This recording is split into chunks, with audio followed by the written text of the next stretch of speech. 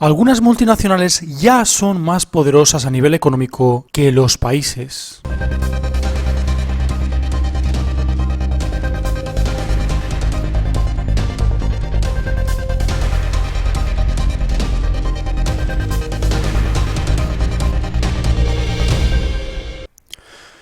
Pues sí, amigos, alarmante situación a nivel mundial con el tema de las multinacionales y el poder económico que acarrean estas multinacionales en comparación con los países, la gran mayoría de los países además. Si vamos analizando lo que ha sucedido en las últimas décadas, vemos que las multinacionales han ido ganando terreno económico en detrimento de los países que se han endeudado más, tienen muchos problemas a nivel económico y también de bienestar ciudadano. Es decir, siempre se ha visto el nivel económico más importante que el bienestar del ciudadano. El ciudadano es el que siempre tiene que pagar los platos rotos de esa deuda y de esos perjuicios económicos que tienen los países en sus arcas. Algo que acarrea luego positivamente, paradójicamente, en las grandes multinacionales, que son las que tienen el poder de saber dónde evadir fiscalmente. Vamos a ver cuáles son esas empresas, las consecuencias que provoca esta situación en los países. Vamos a verlo. Cuando las empresas son más poderosas que los países. Imagine una compañía con la influencia de Google, Facebook o Amazon, que además tiene garantizado por el Estado el monopolio del comercio con una zona geográfica. También puede cobrar impuestos, firmar acuerdos comerciales, encarcelar a delincuentes y declarar guerras. Estos eran algunos de los poderes y atribuciones de la Compañía Neerlandesa de las Indias Orientales, fundada en el siglo XV por unos empresarios con el apoyo del gobierno de los Países Bajos para comerciar con Asia. Fue la primera corporación transnacional que emitió bonos y acciones en el mercado para financiar su crecimiento, un notorio precedente que siglos después llegó hasta las multinacionales modernas. Los nuevos gigantes empresariales no cuentan con los excepcionales privilegios de la histórica compañía holandesa, pero su valor bursátil e ingresos llegan a superar el PIB de decenas de países, además de países desarrollados, no países subdesarrollados o en vías de desarrollo, que es lo más alarmante. Y es que tampoco estamos tan lejos de la compañía neerlandesa de las Indias Orientales del siglo XV, porque con el tema de gobernar se está viendo que algunas empresas muy importantes, como por ejemplo Facebook, ha intentado o está intentando inicializar su imperio económico a través de una criptomoneda llamada Libra, que, por cierto, la cual ya ha habido varias empresas que se han bajado del tren, entre ellas Visa y Mastercard, con lo cual se lo pone mucho más difícil a Mark Zuckerberg y ese sueño de imperialismo económico que tiene. Pero parece que entramos otra vez en ese bucle en el cual las empresas multinacionales pueden tener el poder decisorio de gobernar también, como hacía la compañía neerlandesa de las Indias Orientales en el siglo XV. Vamos a seguir. ¿Hasta qué punto son las decisiones de los gobiernos decisiones propias de el partido político que gobierna en ese momento en un determinado país? ¿Hasta qué punto no hay presiones tremendas por parte de empresas tipo Apple, Amazon, Facebook, etcétera? Las empresas tecnológicas son las más poderosas del mundo y también viene dada este poder con el control social que se hace de la ciudadanía a la hora de crear una necesidad imperiosa por tener tecnología de última generación, como es lo que hacen estas empresas. También las redes sociales, estar al tanto de las publicaciones de otras personas, etcétera, y parece que haya habido una ingeniería social muy importante para intentar influir en la vida de la gente de tal manera que ya la gente no puede vivir sin esta tecnología. ¿Cuántas personas son adictas a la tecnología? Ahora mismo se está tratando en algunos centros la adicción a las tecnologías, pero tampoco está saliendo mucho a la luz y parece que un porcentaje muy grande de la población está totalmente enganchada al móvil y a estas empresas tecnológicas. Algo que han jugado muy bien estas multinacionales. Vamos a seguir. Hoy la concentración de poder es especialmente evidente en el sector tecnológico. Las 5 grandes, Apple, Google, Microsoft, Facebook y Amazon, son las más valoradas en bolsa en el mundo. Su capitalización oscila entre los 500.000 millones de dólares de Facebook y los 850.000 millones de Apple. Con este criterio, un tanto volátil pero indicador del potencial de una empresa, si Apple fuera un país tendría un tamaño similar al de la economía turca, holandesa o incluso suiza. Silicon Valley además tiene una presencia considerable en los nuevos negocios. Google acapara el 88% de cuota del mercado de publicidad online. Facebook, incluido Instagram, Messenger y WhatsApp, controla más del 70% de las redes sociales en teléfonos móviles.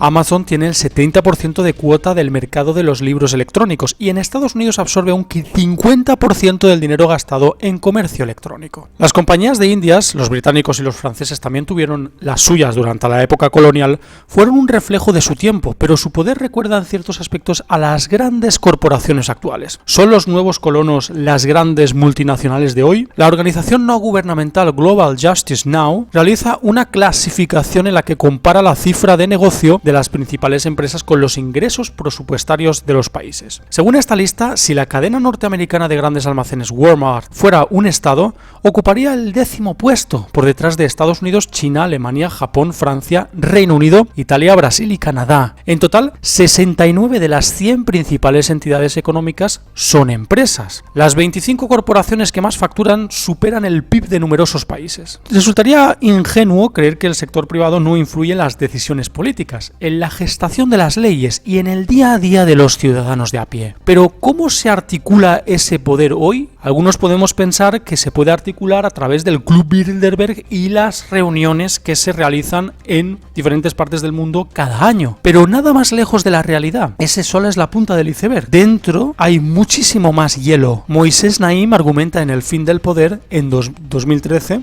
que las estructuras estáticas que caracterizaban a las grandes empresas hace unas décadas, como las de las llamadas 7 hermanas, compañías que dominaron la industria petrolera entre los años 40 y 70, han cambiado.